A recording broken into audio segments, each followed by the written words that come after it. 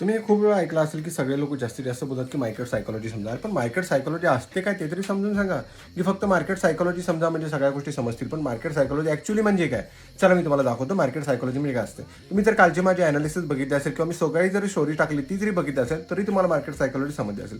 चला मी तुम्हाला चार्टवरती दाखवतो. हा चार्ट जर तुम्ही बघत असाल तर सकाळच्या अनालिसिसमध्ये मी तुम्हाला काय सांगितलं होतं, क्लिअर बोललो होतं. जेव्हा मार्केट याच ठिकाणी होतं, मार्केट याच झोनच्या मध्ये जाऊन जर मार्केट कंटिन्युअसली इथे थांबलं, या कंटिन्यू पाठीमागच्या झोन पासून जर मार्केट इथं कंटिन्यू थांबलं आणि त्याच्यानंतर जर मार्केट निघालं तरच इथे एक पैसा चांगला तुमचा बनू शकतो आणि खूप चांगली मोमेंटम बनू शकते. तिथे तुमचा इझिली पैसा बनू शकतो. हे तुम्हाला मी डिटेल्समध्ये सकाळी सांगितलं होतं. तुम्हाला पटत नसेल तर मी ती स्टोरीही तुम्हाला दाखवतो.